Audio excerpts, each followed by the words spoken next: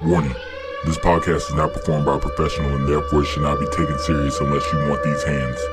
This podcast contains mild language, several sensitive topics, and some off-the-wall comments. So please, for your safety and protection of your sanity, don't try this at home. Alright, we're recording. Oh. What's up? Hey. You look so, I don't know, nervous. But, okay, so I'm talking to Farms first, and currently the only All-American, female All-American. Yes. Alisha, how do you say your last name? Elizalde. Elizalde. Yeah. Yeah, I would have definitely messed that up. So, what's up? Nothing much. What's been going on? Well, just, Oh. I got accepted into the nursing program, so a lot's been going on. Yeah, y'all do a lot of shit. You and Mario both. Yeah. So that's A very busy life. yeah. I've never seen anybody or a couple venture into so much different shit. Just It gets hard at times, but at the same time, it's what's best for our future, I guess. right. More so you could say, because, I just don't want my kids to grow up like I did. I feel like that's a lot of people. So don't feel bad. So, but anyways, what does it feel like to be Farm's only woman All-American, but still not have your picture up in the room? Oh God. It's very frustrating because this whole COVID thing just kind of really set everything off. Like, our nationals was actually the last wrestling big tournament that they had, and they didn't make a big deal out of it. So it kind of really frustrated me because, I thought they were going to be, I thought it was going to be a big deal than what it was, but I didn't get any type of publicity. Do you feel like it was possibly just being that I think y'all are behind the track team, the newest team on campus. So Yeah, it is our 5th year, and there wasn't a lot of... yeah, I was about to say y'all's. My freshman year was the first year that they had the program, and every year it's just been. At the beginning of the season, they'll start off with X amount of girls. By the end of the season, every single one of them just going. Yeah, It was definitely a culture shock because I came from a number 5 wrestling team in the nation. I transferred out from Wayland Baptist, and so it was nothing but grind, and the girls, we all wanted the same thing, All-American or national title. And coming here was really culture shock because nobody had any goals, or it's kind of it was just like a I wrestled title. in high school, Yeah. so It was more so like, I'm a women's wrestler, and it was just like, that's not all you are. Like, you want to be up top, you want to be on the podium, and so right. it's just really different because our goals just weren't the same. So, what year did you graduate from high school? 2016. 2016. So you missed when the guy in Texas turned or not. That sounds bad. Yes. I was about to say turned into a girl, but when he made the transition to... It was actually a girl to a guy. It was a girl to a guy. Uh-huh. So she was taking testosterone. And then it's a good thing that we didn't... Maybe that podcast didn't work earlier, because we would have definitely got fact-checked by somebody. Yeah. It was actually a girl. So she was actually able to... She was supposed to compete, in that division, yeah. She was just taking a lot of testosterone. Which is still illegal. So if it's illegal, then why did they allow that to happen? The same question I ask, because it's just wrong. She's still stronger than the girls. Right. And so it's a disadvantage. Like, she had armpit hair, for God's sakes, like a man. She was growing a mustache like a man. Her voice was deeper than the other girls. She had a buzz cut like a boy. So right. It's just like, if she wanted to be that way, go, let her be, because, it's a reality check. Like y'all said a while ago, she's not doing anything now. Like, she's nothing in the men's division. So, in college, because we were talking about that too, are they going to let her or him, whatever, wrestle men, or... She's on the men's roster. Whew, shit. Yes. Good luck, sweetheart. Good luck. I'd hate for that last period before, the transition. But, I don't know. I've always thought, first of all, for that to even happen is stupid. We talked about that earlier. And I'm going to keep saying this. I really hate that podcast didn't go through. But, I mean, for you, just to know how much harder it is for a woman to, get over in the sport of wrestling, did you feel like that was almost a disrespect or not a disrespect, a slap to the face? Yeah, I mean, because in Texas, we're the only we're the only state that has a women's division. Yeah, a true women's division. A true women's division. Like, the brackets are big. The whole thing is just huge. And so, for that to happen, it's just kind of, it is a slap in the face. So, I mean, okay, even when you became an All-American, where did, the confidence even just to go through with the entire season? You talked about how it was a culture shock coming from one school that was really good. What was the difference as far as what your mindset had to become? Because, I mean, I'm going to be honest with you. If our team hadn't been good all 4 years while I was on it, I would have quit. Right. I'm not, the most notable or most known starter. I'm not getting all the social media posts, so... Yeah, well, I'm just here because we're good. You feel me? Well, I was actually a backup my first 2 years. I was a backup to a girl that I thought I could beat, but after just her beating me once, it was just kind of like, okay, whatever. I kind of accepted it. Then this freshman came in super good. Had all the accolades. She was a bronze medalist in Junior Worlds, and and that also was just a non-confident thing. So it was just like, okay, I accepted that I was never going to be an All-American. I accepted that I was going to be a backup. And then I came here and I was like, man, it's, I'm the littlest one. I'm practicing with, 130 pounders and 123. So they beat me up every day. And the first coach when I came here, she never, she already had it in her head that Ferrum Women's Wrestling. Speak your mind. Speak your mind. She had it in her head that Ferrum's Women's Wrestling team was never going to be good. And so I had that in my mind. All right. Well, I mean, if you're a coach and you're already thinking that, then you're not going to be any better than the people who are competing for you, Then when we got our new coach, Coach Bree, man, she just had it in me. Or she believed in me. It was just more so someone to believe in me, because I didn't already believe in myself. Right. So it was just like I needed the support to believe in me. Although my fiance did have a lot of confidence in me. It's just I didn't understand where I actually was. Right. And so a backup twice, then a coach, really never cared. Well, shit, I was a 3.5 year backup. I mean, I won the wrestle-offs my junior and senior year, but my senior year I was going through a whole bunch of legal bullshit that I will not talk about. My junior year, I forgot what happened. I believe I lost the first match of the season, the first duel of the season, and then it was kind of just like a toss-up at that point, because that was your chance to, make an impression, and I got pinned, so that's whatever. But, so what year, or what age did you start wrestling?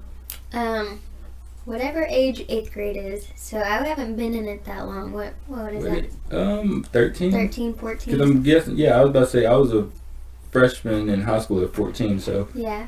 13, 14. Well, I really didn't take it real seriously. I never did I did one tournament, and it was the city tournament. It's really, I guess you could say it's a big thing, but it's really not. But I placed second. And it's so funny because I lost to a girl who's a D1 track star now.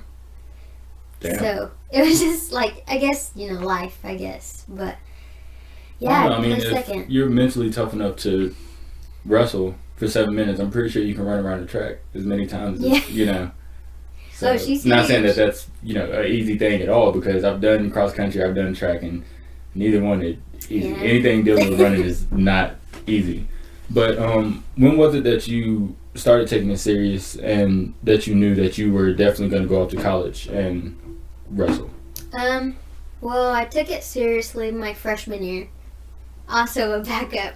But, it's just part of the journey. And when I really wanted to start going into, or wrestling in college, it was my junior year, because that's whenever I finally got to be on varsity.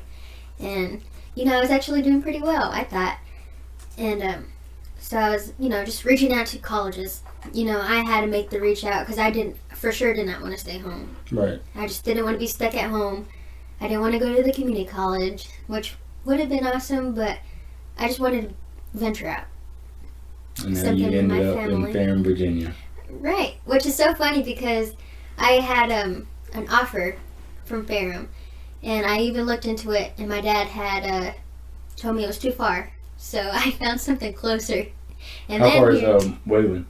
Wayland was only 45 minutes away from home. Oh shit. Yeah, it was the only girls wrestling team in Texas. Damn. I think Liberty is trying to start one. They started one, haven't they? They have one, but it's a club, so they still wrestle That's what it is. I didn't know if the same rules applied for women's division or it's still club. Yeah. I guess. So, are there enough club teams for women to have their own I think they're tournament? all starting to transition into freestyle now that, they're doing the NCAA women's now. Like, we're transitioning to NCAA now. Well, that is amazing. I will say that much. So, okay, you talk about how your old coach, and I'm not going to say no names. Yeah. Just didn't have a shred of confidence really in the team. Was it her voicing that opinion to y'all that made you just kind of like check out of it, or was it more so just the other competitors not holding their weight, which made you just kind of be like, well, maybe she... Oh no, it was voiced a couple of times. I was wow, that's crazy. I worked for her, and so I was like, I voiced my opinion a lot, especially to her, because we didn't see eye to eye. Like, I believe as a coach, well, a lot of coaches and their star athlete, soon to be star athletes, or even if they are the current star athletes, at some point they probably had it out. Right. Well, man, it was a journey with her because I really voice my opinion, and that's one thing that I do, and I will not hold back. Like, if I think something is wrong, I will tell you. Right. Everybody should be like that, honestly. But she, like, I just asked her, like, hey, like, why don't we pick up things? Like, how come we're not doing this? And she would always just tell me, like, oh, well, look who they are. And I'm like, God, like, that's fucked up. Like, look who they are. Like, you're supposed to build, be building, like. Well, that's crazy because I've seen a lot of coaches who have a mentality like that, but usually they're already coaching like a top level team to where they got their guys who, are going to go out there and whoop some ass. Right. And they're talking about somebody who is just, he isn't going to make it. Yeah. But not your entire team. Yeah. And especially when you have a team like Ferrum's women's wrestling team who, I'm gonna be honest, it's always been a spontaneous, like, you didn't know who the hell was going to show up on tournament days. Oh, I know. I remember we went to national duels with the team my sophomore year, and there was so, like, few of them that they were able to take the charter bus that we took, because we were both going to the same place, but why would we be on the same bus as them, But, of course, we ended up all on the same bus, and there were a couple arguments, I won't say names, but just think about who was on the team and or on both teams. But I don't know, that would really make me, first of all, quit, which a lot of them have done. But I've noticed that a lot of them never necessarily talk about, oh, the coaches, whatever. It's like, oh, I'm gonna quit for this other reason. Right. Why is it? Do you feel like a lot of them were convinced that they weren't going to make it from the coach to where they had to make up another excuse as to, oh, this is why I'm not going to wrestle? Well, they just really weren't held to a standard. Like, it was just kind of, okay, whatever. Right. And so, like, being an assistant coach now, it's hard because, you do have those girls who don't care, but it's also hard being an athlete, with a coach who doesn't care. So it's like, there is no drive underneath. Like, right.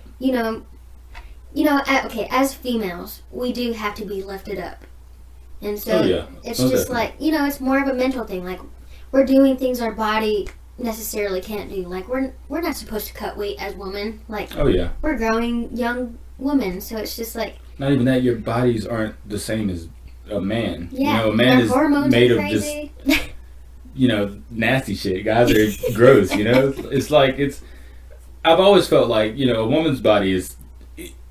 You guys can give birth, and it's so quick to throw y'all's bodies off, y'all's Right. pH off, and just whatever. With the guy, it's just like, fuck, do you Whatever. feel good? Yeah, all right, well, make the fucking weight. Yeah. It's not, you got to think about your body literally just rejecting everything that you're trying to do. Right.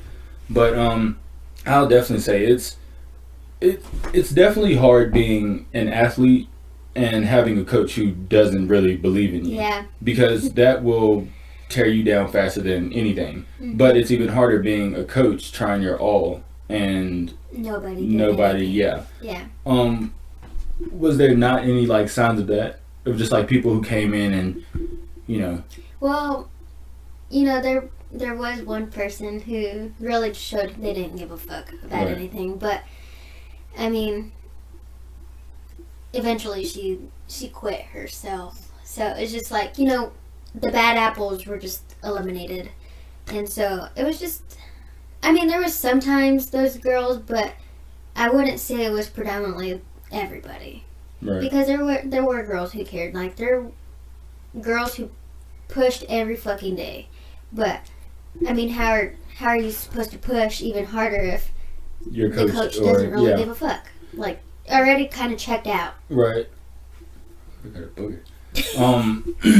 But I mean, this is the reason why I like the fact that y'all have Coach Bree. First of all, and I'm gonna keep saying this, I remember watching her in high school, dude. Right. Fucking monster. Anyways, I mean, you talked about how she's very soft-spoken, but she's gonna get her point across, and Oh, yeah. you're gonna know how she feels. Okay, and we're talking about Riggs. He ain't really soft-spoken. I haven't seen that man blow his top off more than any other coach I've ever had, and I mean like completely lose it. But that's, first of all, that's not him all the time. That's not him at every tournament.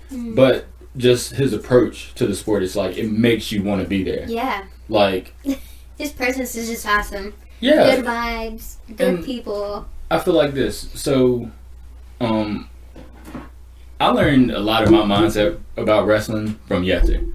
That was just, and my high school coach, who, I mean, I kind of had to like go up under his wing because nobody else in the area really knew as much as he did about wrestling. So, I mean, those two are already, as far as my mindset goes, every discipline that I've ever learned, everything that I do even to this day, sometimes it comes from that. It stems from that. But with Riggs, the one thing that he always told me, like with Yetter, it was always, okay, well, he's going to coach you match to match. Oh, you fucked up doing this. You fucked up doing that. Riggs will tell you the same shit after every match. Have a game plan. And if that game plan doesn't work, have a plan B and plan C or whatever. But stick to a game plan that you, one, work on them. I'm pretty sure Yetter, he probably knows the same shit too. Yeah. He just never said that to me. It was more along the lines of, you fucking suck, you're a pussy. But I mean, that's just how it is, Riggs, he didn't have to yell at you. It was just, have a game plan. And when you keep hearing that after every time you lose, it's like, well, I need to go out there with a game plan. Yeah. Eventually, I started hitting people with those singles, and it was just, Your all bread and right, butter. yeah, I guess that's what I'm doing now. But, I mean, when you talk about that, talk about just having a coach who just really doesn't care. We're not talking about a high school club team. We're not talking about something that, oh, you just started this wrestling club and you just want to see how it goes. So if you get a couple good people, then you'll invest in them. But the people who suck, just throw them over there in that corner, You are ultimately building a team, and same with even the guys' team. You're building men. Well, you're building women. Right. Same with us. We were being built as men. This wasn't just, come and beat the shit out of each other for 2 hours every day. Right. You actually have to grow within the sport. Hence why we have so many 6 a.m. practices, so many, bullshit workouts where it's just like, you being disciplined enough to show up is probably going to help you a lot more than doing whatever workout it is. Right. Because that's teaching you that, okay, if I come and do this, yeah, I may get my ass whooped, and yeah, it may be, you know, a shitty feeling, but I showed up, did what I had to do, and, you know, at least coach sees me doing something, you know? Mm-hmm. But I've always felt bad for teams where the coach was just as much not invested as the wrestlers were. Mm-hmm. Like, I'm gonna be honest with you. Riggs, he was the he was the women's coach the second year. Mm-hmm. His first year here, he was the assistant coach for us and the head coach for them. And he would even talk about just trying to lift a lot of the girls up. Mm-hmm. And some of them would just come at you, and you know women are weird. Some of them want to be lifted up. Others, you know, just don't give a fuck. You know, yeah, it's like, and with Riggs' attitude, I'm pretty sure if you tell him just leave you the fuck alone, then he's probably gonna leave you alone. But good luck trying to get a response after that. But I mean, he would just talk about how the girls would come in, and some of them be on weight. Some of them be on weight all week, and then the day of weigh-ins, it's like they skyrocketed. Oh yeah, I've heard stories. But what is that? Is it just? And I keep trying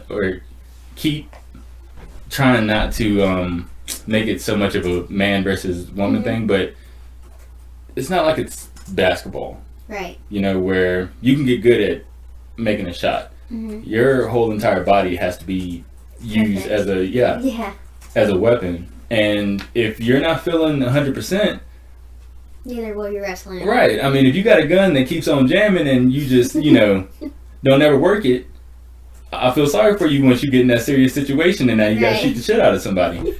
But, I mean, same thing with just if you put the wrong gas into a car, it's not going to run the same. Just, it doesn't, I could always understand what he was talking about, but it was like, you kind of have to, you kind of have to take so much more into consideration, which I really do feel like a lot of men who start off or trying to start off in female wrestling or even get positions as a female coach, they don't really take into account for. Like, even the first year that they had the program, my freshman year, that coach was a creep. I mean, weird as fuck, dude. Now, he was very strong, and he would come in and whoop my ass on the mat. Eventually, we started figuring out how he wrestled, and we started beating the shit out of him. Anyways, that's, you know, that's besides the point. I just wanted to defend myself. But he would just do stupid shit, like when they would go to the calf, they couldn't sit at any other table. They all had to sit together. We couldn't sit with them. They couldn't talk to us. It didn't, like, if you were on the team and Mario came in and you talked to him, get the fuck out. That was, I mean, and a lot of the girls, they were just like, fuck this dude eventually, but it took some time, you know, and it took them almost going from believing that they can make this program something to realizing what it is that they had gotten into to eventually just not wanting it anymore. Like, where does your, I guess, fire stay lit on a team that's just always just something to worry about? It is hard because it's funny, I tried quitting at least 3 times last year because, I'm pretty sure everybody has.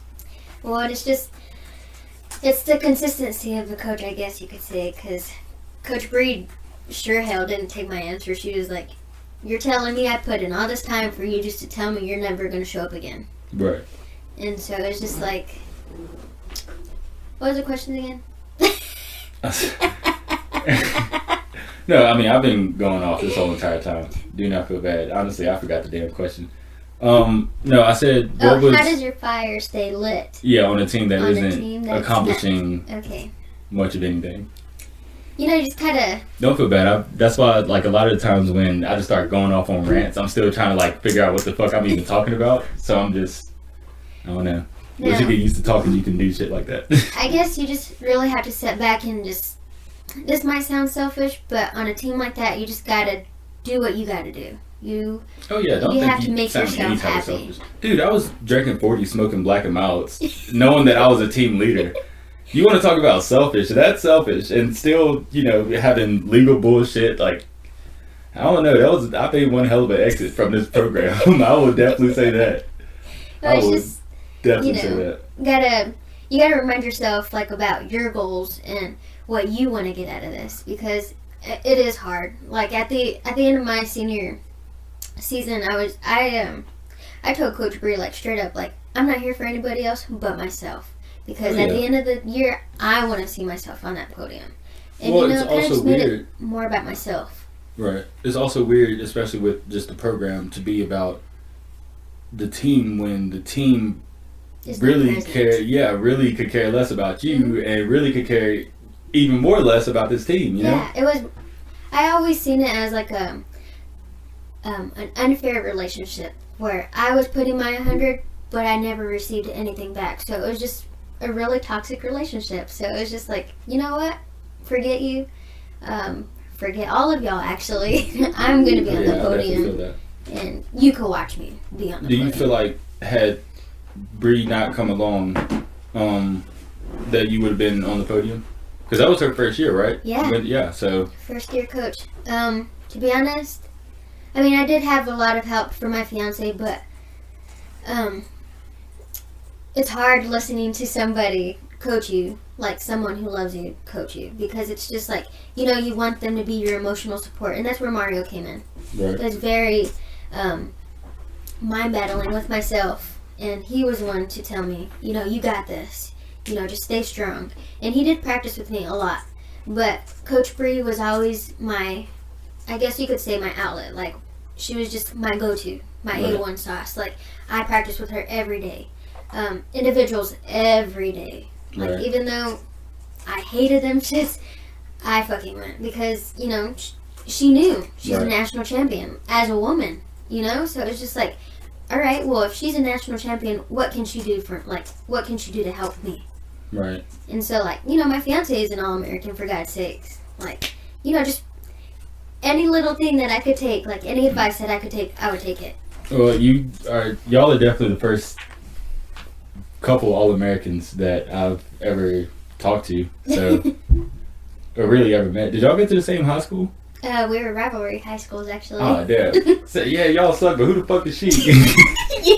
Oh, my God. So give me your fucking number. Fuck your school, though. Give me your number. It's so funny, because Mario was actually the only one in his school to actually be the first state champ. Oh, shit, for real? Programs first? Yep. Programs first. So. Yeah, I almost was a state champion. I just got pinned in the first round. And oh, no. just wasn't all that good, you know. I got pinned by the guy who ended up getting fourth, so I don't know. Well, I mean, I was supposed to be on the podium for states, but yeah, I lost in triple overtime. Damn. Blood rounds. So. Oh, what? Oh, 106. 102. 102. Mm-hmm. So you know, was this women's division? Yeah, this is women's division. So it's 95, 102. Some of the girls, you know, forfeited the matches at state because, you know, they were trying to make a stand, which sucks for the kids who actually wanted a state title. Right. Well, yeah, it does suck, but they're not going to look at these kids because you got to think there are a lot of guys who forfeit matches to girls because they just aren't going to wrestle a girl. Mm-hmm. I've only ever wrestled a girl one time, and when I tell you, this was in high school, right?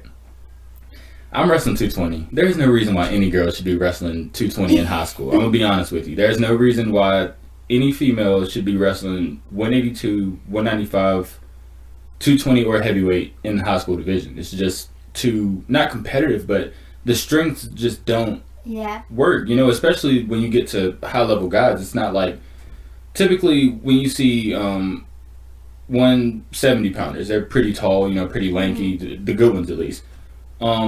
That's kind of like a stretch, but I mean, women, you know, right.